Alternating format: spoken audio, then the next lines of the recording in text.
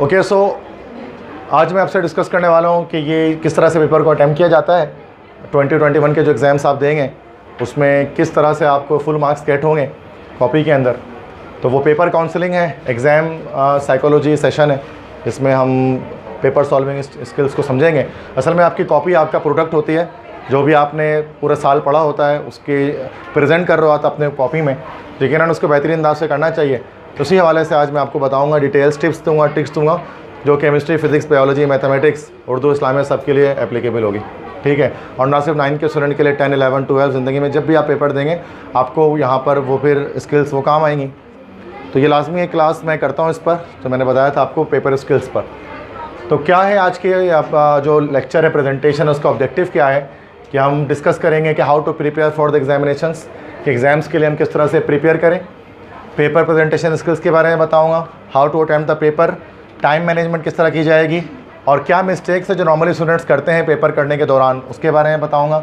और एग्ज़ाम्स के दौरान किस चीज़ को अवॉइड करना चाहिए, किन चीज़ों को अवॉइड करना चाहिए, उस चीज़ के बारे में डिस्कस करूँगे। डिफरेंट पॉइंट्स हैं जो ऑब्जेक्टिव है आज के लेक्चर का हमारे। तो सबसे पहले मैं paper presentation and formatting skills की बात करता हूँ। देखो, presentation do matter and this thing a girl knows very well, because a female student can do know about the interior decoration, and she knows about how to present the food in front of other person. तो हर एक चीज़, आपको भी restaurant में जाते हो खाना खाने के लिए, तो रेस्टोरेंट वाले जब आपको खाना ला कर देते हैं तो वो क्या करते हैं, वो बिल्कुल सजा कर ला कर देते हैं, और वो सिर्फ वो सजावट जो आप सजा हुआ खाना होता है वो देख के ही वो अच्छा लग रहा होता है, फिर खाने का दिल भी करता है रेस्टोरेंट में। अगर वो इसी तरह नॉर्मली जो है वो रैंडमली आपको खाना ला कर सामने रख देंगे तो क्या होगा, वो खाना खाने का आपका दिल नहीं करेगा। तो सबसे बड़ी पहली चीज़ ये कि जो चीज़ ज़रूरी है, प्रेजेंटेशन ज़रूरी है। कॉपी भी ऐसे ही है, अगर कॉपी आपकी इस तरह की है, कॉपी आपकी ऐसी है कि जिसमें आपने कॉपी को सजाया नहीं हुआ है, जिसमें कॉपी की प्रेजेंटेशन अच्छी नहीं है, तो इन दैट केस क्या होगा कि उस कॉपी में मार्क्स अच्छे नहीं मिलेंगे। और जिस कॉपी में ऐसा है कि आपने उसके अंदर जो है वो चीज़ों को सही तरह से बताया है या उसने प्रेजेंट आपने अच्छा किया, तो उसके मार्क्स आपको बेटर मिलेंगे। तो उसी हवाले से मैं कुछ स्किल्स जो है वो डिस्कस करने जा रहा हूँ।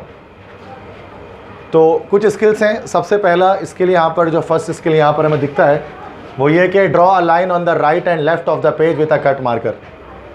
कि कट मार्कर से राइट और लेफ्ट में क्या करें, एक लाइन ड्रॉ करें पेज में। ठीक है, जिसको हम मार्जिन कहते हैं। मार्जिन लगाने का तरीका मैं बता रहा हूँ। जब आप कॉपी जब आप देखोगे ना, बोर्ड की कॉपी, तो बोर्ड की कॉपी किस अंदाज़ की होती है, बोर्ड की कॉपी कुछ लगभग इस टाइप की होती है। ठीक है, अगर मैं उसको दोनों पेज सामने खोल कर रखूँ तो वो इस तरह से होती है। ठीक है, जो बोर्ड एग्ज़ाम्स की कॉपी होती है वो यहाँ से इस तरह से जो है वो लाइन बनी हुई होती है यूँ करके, और इधर से ये हॉरिजॉन्टल लाइंस गई हुई होती हैं। तो दिस टाइप, इस तरह की जो है बोर्ड की कॉपी आपकी होती है। ठीक है, ब्रॉड लाइंस होती हैं। अब इस पर क्या करना है, आपको मार्जिन देना होता है। अब इस पर मार्जिन आप, अच्छा बच्चे मार्जिन इसमें नॉर्मली, पहली बात तो बच्चे मार्जिन इसमें देते नहीं है, बहुत कम मार्जिन देते हैं। वो कहते हैं सर ये मार्जिन पहले से उन्होंने दिया हुआ है दो तरफ, तो हमें ज़रूरत क्या है मार्जिन लगाने की। बट ये वहाँ पर स्टेपल करते हैं इस पॉइंट को, तो ये मार्जिन नहीं कहलाता आपका, वो उनके काम के लिए वो स्टेपल करते हैं कॉपीज़ को, तो इतना पार्ट तो छुप जाता है, इसके बाद मार्जिन लगता है। तो मार्जिन लगाने के लिए क्या है कि आपने स्केल की मदद से आपने मार्जिन ड्रॉ करना है। अच्छा, सिंगल मार्जिन नहीं करनी है, एक मार्जिन आपने यहाँ लगाई, एक लाइन यहाँ मार्जिन लगाई है, तो एक मार्जिन आपको यहाँ पर भी लगानी पड़ेगी। ठीक है, राइट और लेफ्ट दोनों तरफ पेज के जो है वो मार्जिन लगानी है, राइट पे भी लगानी है, लेफ्ट पे भी लगानी है। और किसकी मदद से, हमारे यहाँ नॉर्मली बच्चे पेंसिल यूज़ करते हैं मार्जिन लगाने के लिए। बोर्ड का रूल क्या है कि आप उसमें मार्कर इस्तेमाल करें।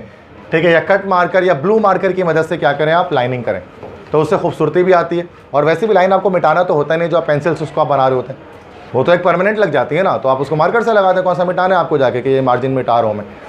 मार्जिन वाहिद चीज़ है जिसको आप बहुत कम मिटाते हैं, ज़रूरत नहीं पड़ती उसको मिटाने की, तो वो आप मार्कर से लगाएं ताकि ज़्यादा खूबसूरती आए। पहला पॉइंट ये है इस प्रेजेंटेशन में।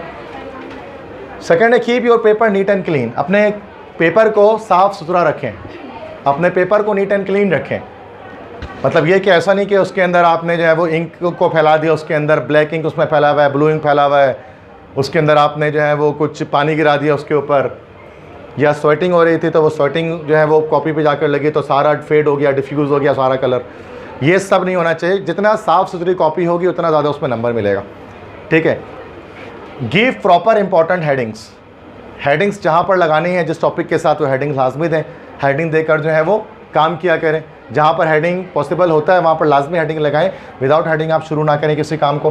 Fill all the page, don't leave any space, और हर पेज को फिल करना है, कोई खाली जगह, कोई खाली पेज नहीं छोड़ना है, हर पेज को भरना है, कोई खाली पेज नहीं छोड़ना है। लेट्स से मिसाल के तौर पे जैसे कि ये एक कॉपी रखी हुई है, ठीक है, तो ये कॉपी मेरे पास मौजूद है सामने, तो ये लेट्स से कि ये बोर्ड की कॉपी है, बोर्ड की कॉपी है। उसमें जो फर्स्ट पेज होता है बोर्ड की कॉपी में, ये फर्स्ट पेज पे नाम लिखना होता है, इसमें नेम नहीं लिखना, सॉरी, रोल नंबर लिखना होता है, सेंटर का नाम लिखना होता है, सब्जेक्ट लिखना होता है, क्लास लिखना होता है, ये सब चीज़ें लिखनी होती हैं। ये पहला पेज होता है। उसके बाद जैसे ही आप पेज को ओपन अप करते हैं तो पेज को ओपन अप करने पर क्या होता है कि फ़र्स्ट पेज जो आपका है, ठीक है, फर्स्ट पेज जो आपका होता है पेज को ओपन अप करने पर, तो ये आपके फर्स्ट पेज पर इंस्ट्रक्शंस लिखे हुए होते हैं कि ज़रूरी हिदायत क्या है किसी भी पेपर को सॉल्व करने के लिए। और उसके बाद इस पेज पर खाली पेज होता है, ये तो यहाँ से काम शुरू करना है, इस तरह का पेज, इस तरह का एक खाली यहाँ पर होता है। अब यहीं से पेज स्टार्ट करने, बच्चे क्या करते हैं, इस पेज को छोड़कर आगे से काम शुरू करते हैं, इधर से वो कहते हैं नहीं सर नया पेज, फ्रेश पेज यहाँ से शुरू करेंगे, तो ये गलत है। फर्स्ट पेज को इस्तेमाल करना ज़रूरी है, ठीक है। अब फर्स्ट पेज को इस्तेमाल कर ले, फिर आप आगे बढ़े, उसमें वर्किंग आपने स्टार्ट कर दी, और बीच में कोई स्पेस स्किप नहीं करना है पेज। मतलब अगर आपने एक पेज लिखा, 2 पेज लिखा, अब यहाँ कोई सवाल है, क्वेश्चन नंबर 3 करना है, क्वेश्चन 3 अब आपको समझ में नहीं आ रहा ना, याद नहीं आ रहा, आपने बोला यार इसको 2 पेज छोड़कर आगे करते हैं काम, बाद में देखेंगे। अब उससे होता है क्या, गलती पता है कि आपने ये 2 पेज छोड़ तो दी, आगे चला, अगर आप भूल भी गए सवाल को करना, मिसाल के तौर पर ये पेज ऐसे खाली रह गया, अब खाली पेज रह गया और बाकी सारा कॉपी भर दिया, सारे क्वेश्चन अटेम्प्ट कर लिया और आपने ये इन्विजिलेटर को दे दिया। अब जब चेक करेंगे तो चेकर क्या देखेंगे, वो फर्स्ट पेज देखेंगे, सेकंड पेज देखेंगे, फिर देखेंगे 2 पेज खाली आ रहा है। अब उनको इन्होंने ना पता कि 2 पेज के आगे बच्चे ने लिखा है, तो वो 2 पेज के बाद समझेंगे कॉपी खत्म हो गई, तो वहीं पर डायरेक्ट नंबर दे देंगे, 15 नंबर, 20 नंबर, 30 नंबर, खत्म। चूँकि वो आगे थोड़े देखेंगे, उसको खाली पेज आया तो मतलब आगे नहीं है कुछ और, इसलिए खाली पेज कभी भी नहीं छोड़ना चाहिए, लीव नहीं करना चाहिए, हमेशा पेज जो है वो फुल्ली हर सूरत में फिल करना चाहिए।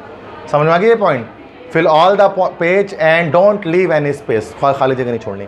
Stay on the topic while answering the question, जब आप सवाल का जवाब दें तो टॉपिक पर स्टे करें, टॉपिक पे जमे रहें, टॉपिक पे रुके रहें। मतलब अगर आपसे एक टॉपिक के बारे में सवाल किया जा रहा है, आपसे एसिड के बारे में सवाल किया जा रहा है, तो आप बेस के बारे में उसमें ना शुरू हो जाएं, टॉपिक के साथ जमे रहें, एक टॉपिक से हट के दूसरी बात ना करें उस टॉपिक के अंदर। After finishing the question draw line at the end of the answer, और जब एक क्वेश्चन आप एंड कर लें, जब एक क्वेश्चन आपने एंड कर लें, मिसाल के तौर पर आपने फर्स्ट एक सवाल लिखा है और आपने एक सवाल लिखा, यहाँ सवाल लिखा और यहाँ पर सवाल खत्म हो गया, हाफ पेज पर जाकर सवाल खत्म हो गया। अब आपने क्या करना है, मार्कर की मदद से किस तरह की वर्टिकल लाइन यहाँ पर, सॉरी हॉरिजॉन्टल लाइन यहाँ पर मार्कर की मदद से ड्रॉ कर लेनी है। अब बच्चे बोलते हैं इसका फ़ायदा क्या है, सर इसका क्या फ़ायदा है जो आप ये बता रहे हैं कि भाई जो है वो क्वेश्चन ख़त्म करने के बाद एक लाइन ड्रॉ कर दें at the end of answer. इससे बेनिफिट ये होगा कि बिल्कुल अंदाज़ा हो जाएगा कि आखिरकार कौन सा सवाल बच्चे ने कहाँ पर एंड किया, ख़त्म किया। इससे ये चीज़ बल्कि पूरी तरह से जो है वो साबित हो जाएगी, पूरी तरह से सामने दिख जाएगी, ठीक है, इसको समझना है। देखिए अब आपकी जो कॉपी है, आपने उसमें इस तरह से ये कॉपी है, ये पेज है, और इस पेज पर आपने क्वेश्चन 1 अटैम्प्ट किया, क्वेश्चन 1 अटैम्प्ट किया यहाँ पर, और क्वेश्चन यहाँ पर ख़त्म हो गया बीच में। अब यहाँ पे एक पूरी एक लाइन खींच दें, फिर आप 2 स्टार्ट करें, अब 2 खत्म हो गया, यहाँ पर पूरी एक लाइन खींच दें, फिर 3 स्टार्ट करें। अब इससे क्या बेनिफिट होगा कि आपको कि चेकर को अंदाज़ा होगा कि कौन सा क्वेश्चन कहाँ पर ख़त्म हो रहा है।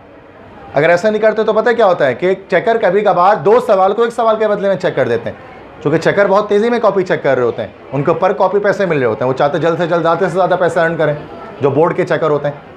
तो अब जाहिर सी बात है वो बहुत तेज़ी में चेकिंग जब करते हैं तो उसमें उनसे इस तरह की गलतियाँ इंसान में तो हो जाती हैं।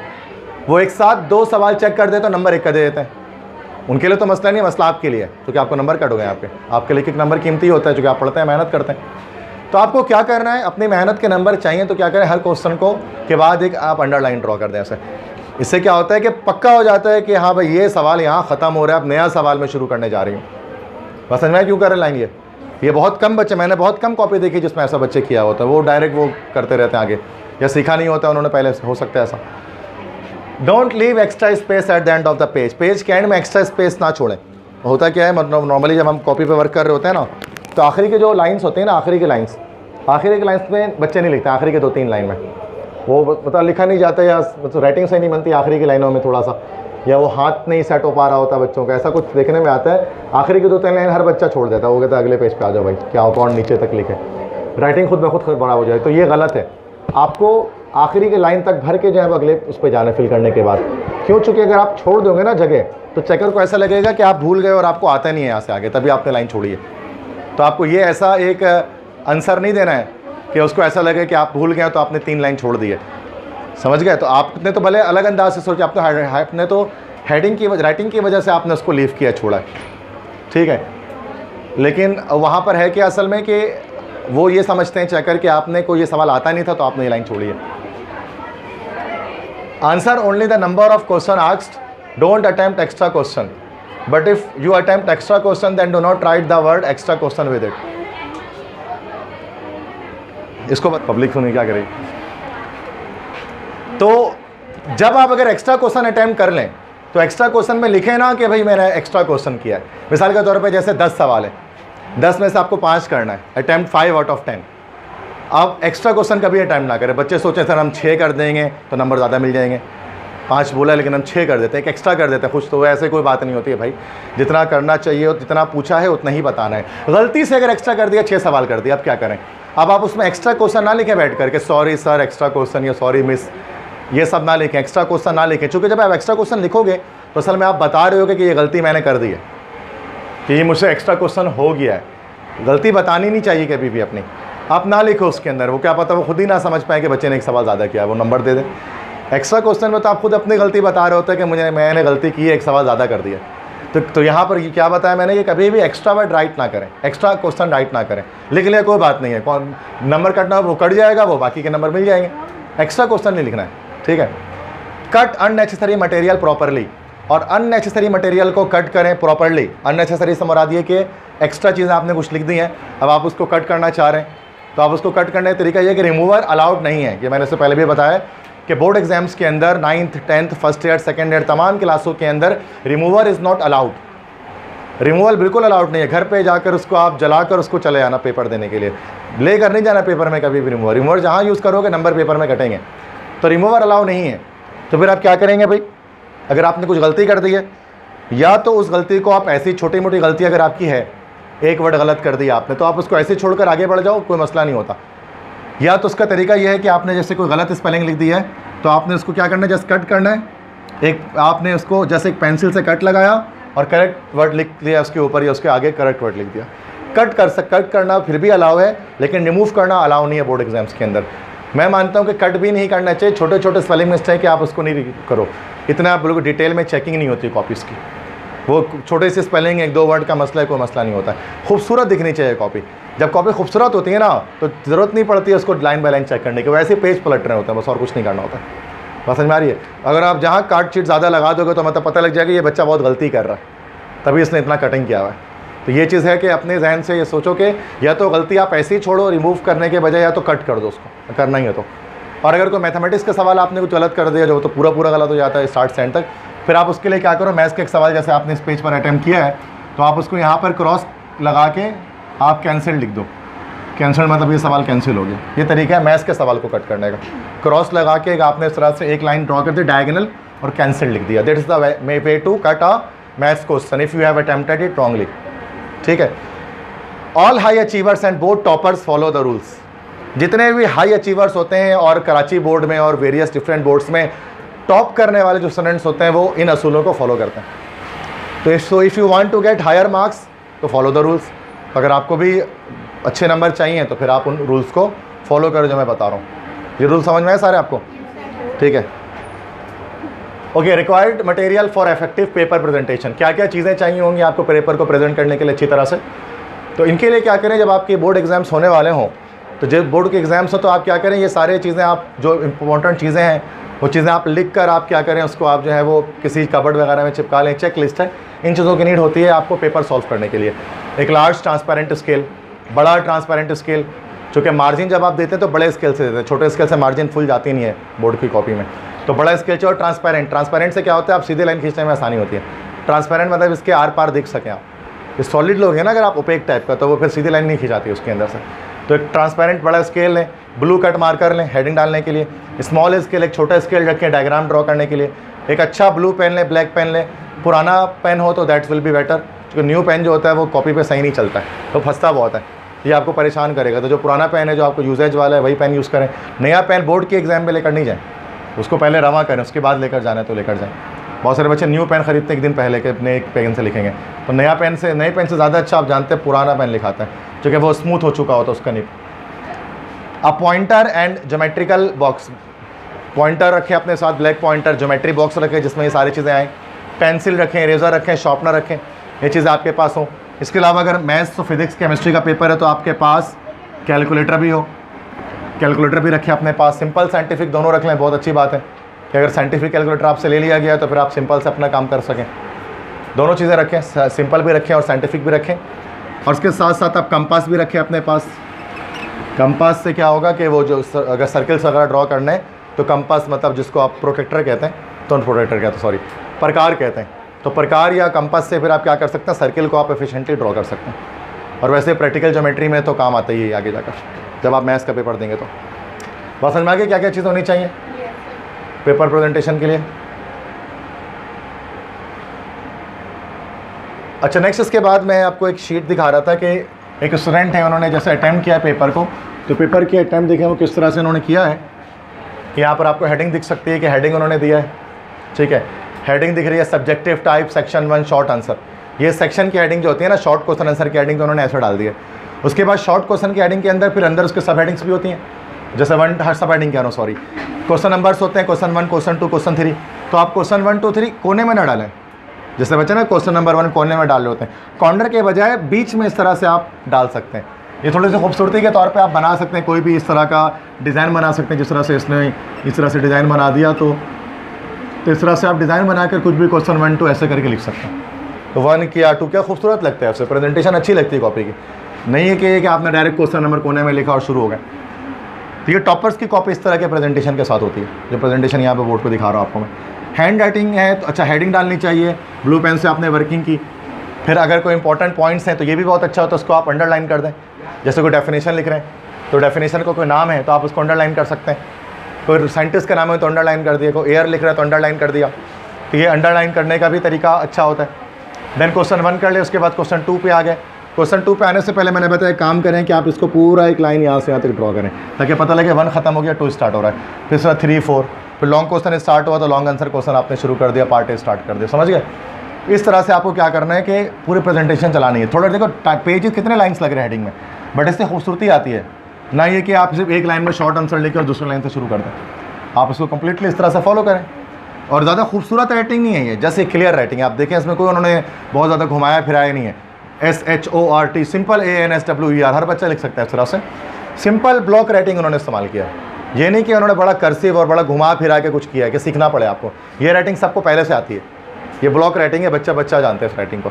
इस राइटिंग के नंबर भी ज़्यादा मिलते हैं, जितने सिंपल राइटिंग होंगे उतने ज़्यादा अच्छे नंबर मिलेंगे। ठीक है, ये इस तरह की राइटिंग नहीं हो सकती। ये राइटिंग जो है वो ये जो है कि मना है। कहते ना कि आपने कीड़े मकोड़े वगैरह जैसे चला दिए लिखा और आपने इस तरह के कीड़े बना दिए, तो इस तरह के कीड़े बनाना जो है वो मना है कॉपी के अंदर। समझ ही में नहीं है क्या लिखा हुआ है। बहुत सारे बच्चे ऐसे लिखते हैं इस राइटिंग में। तो राइटिंग क्लियर होनी चाहिए, खूबसूरत हो ना हो, साफ तो हो कम से कम। ऐसी राइटिंग नहीं चलेगी, फेल हो जाओगे इस राइटिंग पर अगर ऐसी राइटिंग बनाओगे तो। दिख रहा नहीं है ना कि क्या फील्ड्स लिखा हुआ है, कैसे लिखा हुआ है, क्लियर नहीं है।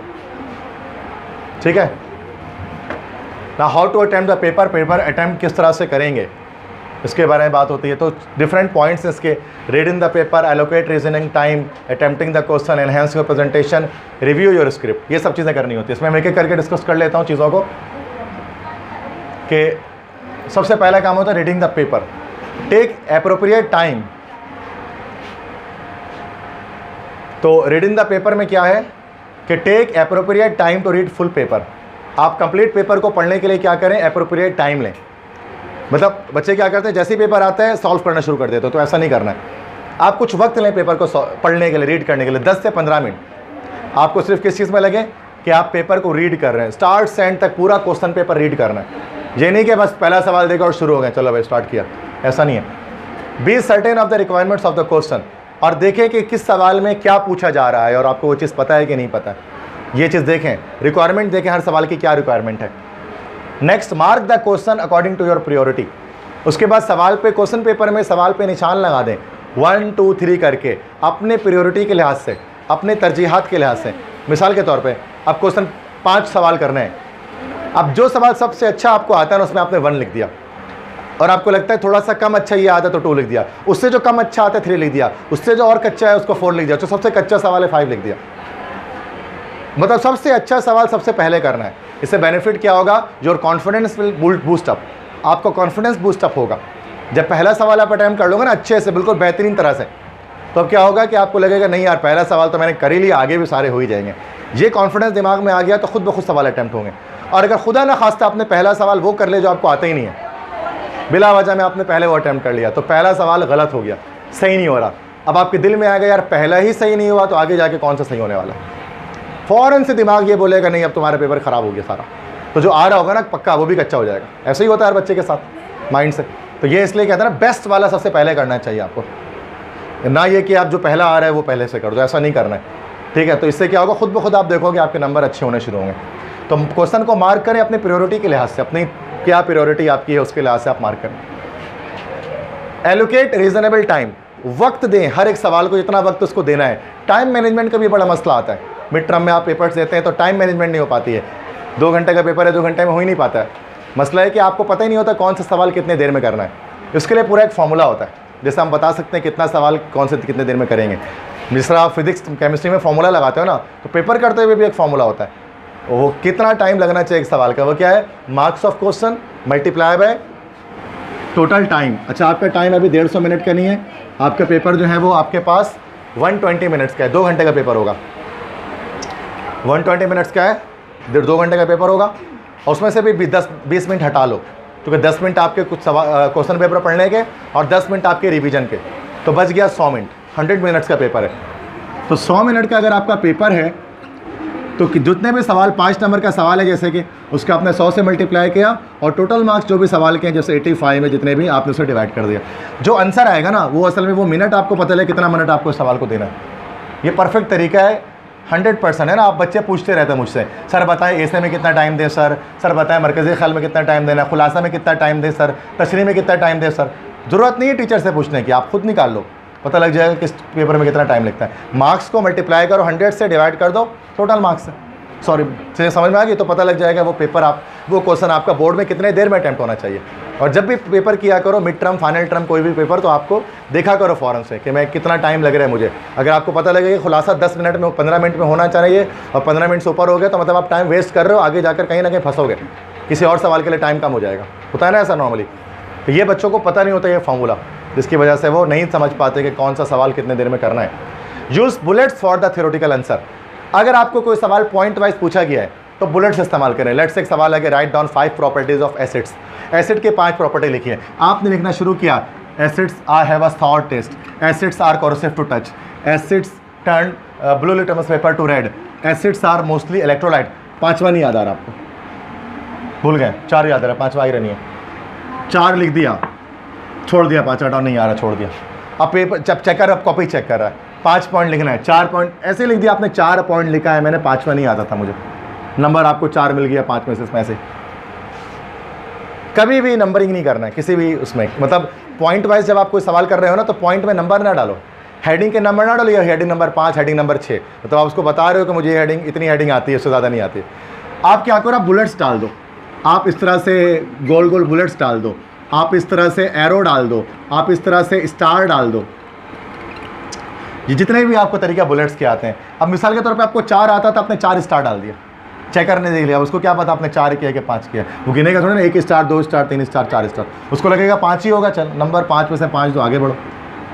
ये ट्रिक है, ये साइकोलॉजिकल मैं आपको ट्रिक्स दे रहा हूँ आज की क्लास में। एग्जाम साइकोलॉजी, किस तरह नफ्सियात से खेलना है पेपर को सॉल्व करने के लिए, ठीक है ना, किस तरह से। तो ये इसलिए बोलते हैं हार्ड वर्क नहीं करो, स्मार्ट वर्क करो।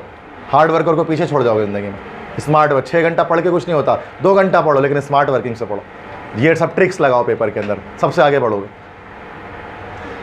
Do not reproduce question in answer script, only indicate the number of question. Simple बात सब जानते हैं, कभी भी क्वेश्चन का जो है ना वो नंबर, कभी पूरा क्वेश्चन ना होता है, टाइम वेस्ट होता है, बल्कि उसके बजाय क्या करें जो है वो आप उसको जस्ट नंबर लेकर जो है वो सॉल्व करें। प्रेजेंटेशन को बेहतर करें, राइटिंग अपनी लेजिबली, मतलब राइटिंग अपनी साफ बनाएं, राइट लेजिबली, सफाई से लिखें।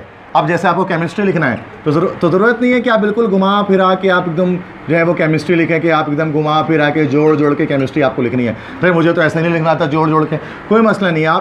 आप केमिस्ट्री को ब्लॉक राइटिंग में लिखो, आप केमिस्ट्री को ब्लॉक राइटिंग में लिखो, सिंपल। इसमें भी नंबर मिलेंगे, मैंने दिखाया ना, ज़्यादा नंबर इसमें मिलेंगे, इसमें कम मिल सकते हैं जॉइंट राइटिंग में।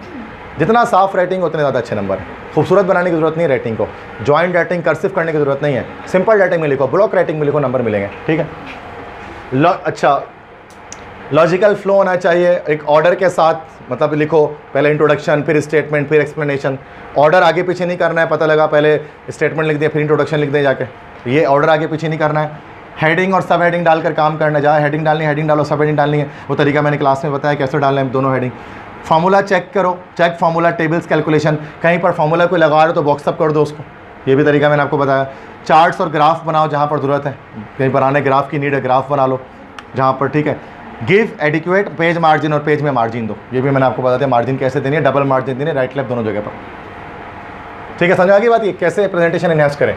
अब क्वेश्चन को जब अटैम्प्ट करेंगे आप तो अटैम्प्ट करें इन अ सर्टेन ऑर्डर, एक परफेक्ट ऑर्डर में आप क्वेश्चन को अटैम्प्ट करें। एक ऑर्डर हो आपका, ऑर्डर से मुराद ये नहीं है कि आप लाइन से अगर 10 सवाल है तो 1 2 3 4 5 6 7 8 9 10 करके करें, नहीं। आप एक सेक्शन में रहते हुए आगे पीछे हो सकते हैं। सेक्शन ए कर लिया आपने, एमसीक्यूज हो गया, सेक्शन बी में है शॉर्ट क्वेश्चन आंसर, अब आगे पीछे कर सकते हैं। पहले 5 कर दो, फिर 4 कर दो, फिर 1 कर दो, फिर 3 कर दो, फिर 9 कर दो, होगा कोई मसला नहीं है। फिर उसके बाद सी में जाओ। ऑर्डर ख़राब पता है कब होगा, जब आप सेक्शन बी का दूसरा सवाल करोगे, फिर सेक्शन सी का पहला कर दोगे, फिर सेक्शन बी का आगे वापस 5वां करोगे, फिर सेक्शन सी का 4था सवाल करोगे, फिर सेक्शन बी का आगे 9वां सवाल। एक बार बी कर रहे हो, फिर सी कर रहे हो, फिर 2 सवाल ए का कर रहे हो, फिर 2 सवाल बी का कर रहे हो, ये नहीं, गलत है। पहले एक पूरा सेक्शन ख़त्म करके दूसरे सेक्शन में जाना है, ऐसे ही करना ना, ये ज़रूरी है कि सेक्शन कंप्लीट। अच्छा, और मैं बता दूं बेहतर तरीका क्या है कि सेक्शन ए के बाद सेक्शन सी किया जाए, फिर सेक्शन बी किया जाए। फिर सेक्शन सी ना रट्टे वाला होता है, याद किया हुआ होता है, लेंथी होता है। सेक्शन सी पहले कर लो। सेक्शन बी में ज़्यादातर न्यूमेरिकल्स होते हैं, ट्रिकी क्वेश्चन होते हैं, सोचना पड़ता है कभी कभार। आउट भी पेपर जो आता है ना सेक्शन बी में आउट हो रहा होता है वो, तो हम लोग क्या करते हो सेक्शन बी में सारा टाइम निकाल देते हो, पता लगता है सेक्शन सी के लिए टाइम ही नहीं बचा। तो डिटेल हमेशा पहले करना चाहिए, शॉर्ट क्वेश्चन बाद में करना चाहिए, सेक्शन बी बाद में करना चाहिए। तो इससे क्या होगा, खुद ब खुद आपके टाइम की मैनेजमेंट हो जाएगी। और सेक्शन सी में ज़्यादा नंबर वाले क्वेश्चन होते हैं, उसको पहले करो ना भाई। सेक्शन बी में तो छोटे क्वेश्चन है, अगर 1 2 रह भी गया तो ज़्यादा नंबर का मसला नहीं होता है। सेक्शन सी में लेकिन 1 2 रह गया तो बड़ा मसला हो जाता है ना, सही। Use assumption and knowledge of chapter if question is found to be confused। अगर कोई कंफ्यूजिंग सवाल आ गया, आउट सवाल आ गया, तो assumption और नॉलेज इस्तेमाल करें, मतलब गैस करें और knowledge of the chapter use करें। एसिड के बारे में एक ऐसा सवाल है कि जो एसिड में आपने पढ़ा ही नहीं था, तो आपको एसिड बेस्ड सॉल्ट का चैप्टर तो पता था ना, उस चैप्टर में क्या बात की गई है, उससे थोड़ा सा गैस लगाकर आप अपनी तरफ से सवाल अटैम्प्ट कर लें। बोलने का मकसद ये कि कभी भी सवाल को खाली ना छोड़ें, क्योंकि सवाल आ गया और आपको आई रहनी है, याद नहीं किया हुआ, याद किया हुआ नहीं है तो खाली छोड़ के चलेगा, तो ऐसा नहीं है। खाली छोड़ दोगे तो नंबर 0, कुछ तो कुछ लिख दोगे ना तो नंबर कुछ ना कुछ आ ही जाएंगे। उस चैप्टर से रिलेटेड कुछ तो आता होगा, वो सवाल नहीं आता, मिसाल का तो एसिड की केमिकल प्रॉपर्टी नहीं आती, फिजिकल प्रॉपर्टी लिख दो, लेकिन कुछ लिखो उससे रिलेटेड, ताकि आपको पता लगे कि आपको उस चैप्टर के बारे में नॉलेज है। एटलीस्ट राइट हेडिंग्स और सब हेडिंग्स ऑफ आंसर, मतलब अगर हेडिंग और सब हेडिंग आप देकर लिखें, if details are not recall at first glance, मतलब जब हेडिंग लिखते हैं ना तो फिर जहन में खुद ब खुद जो है वो चीज़ें आ जाती हैं। तो हेडिंग सब हेडिंग डालकर काम करेंगे तो चीज़ें खुद ब खुद याद होनी शुरू हो जाती हैं। उर्दू वगैरह में खास तौर पर ऐसा होता है, हेडिंग याद आ जाती है तो अंदर का मेटेरियल भी याद आ जाता है।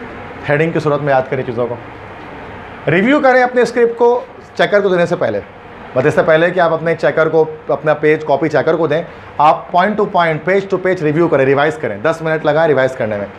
और लोकेट मिसिंग डेटा और फार्मूला, कहीं पर फार्मूला भूल गए, कहीं पर कोई वर्ड भूल गए तो आप उसको लिखते जाएं, रिव्यू करते हुए साथ साथ आप उसको करते रहें। If time allow us redo calculation, अगर वक्त बचता है रिवाइज़ करने के बाद भी तो आप कैलकुलेशन को भी दोबारा करें।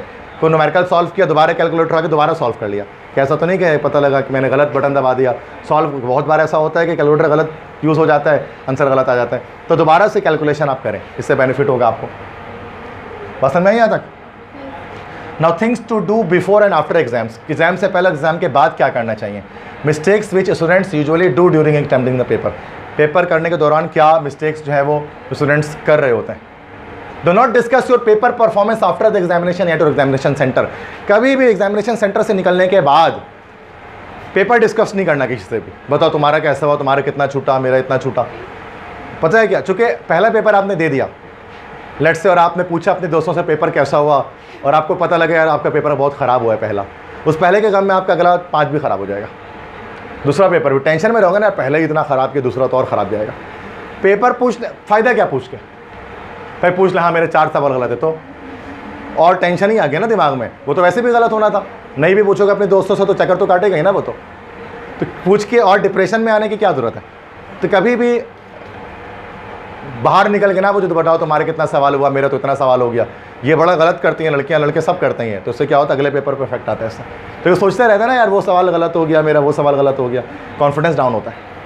After conclusion of all paper try to evaluate your performance paper by paper. सारा पेपर हो गया, 6 का 6 पेपर था, या जो आपके 7 पेपर थे, 7 पेपर है 9 क्लास में, 7 पेपर आपने दे दिए। अब क्या करें, आप पेपर बाय पेपर अब एवेल्युएट करें आप अपने आप को बैठ करके, आपने कितने नंबर किस में आ सकते हैं, किस में आपने क्या छोड़ा है क्या नहीं छोड़ा है। अब चूँकि आप आगे पेपर है ही नहीं, अब टेंशन नहीं, अब टेंशन में आ भी गए तो क्या मसला। लेकिन पेपर देने के बाद एवेल्युएशन करें अपने आप की कि आप कितने पानी में आपके कितने नंबर आ सकते हैं, तमाम पेपर देने के बाद, सिर्फ एक पेपर देने के बाद नहीं, ठीक है। Practice and review them, don't panic ना हो, परेशान ना हो जाए बिल्कुल फ़ौरन से कि ऐसा हो गया वैसा हो गया।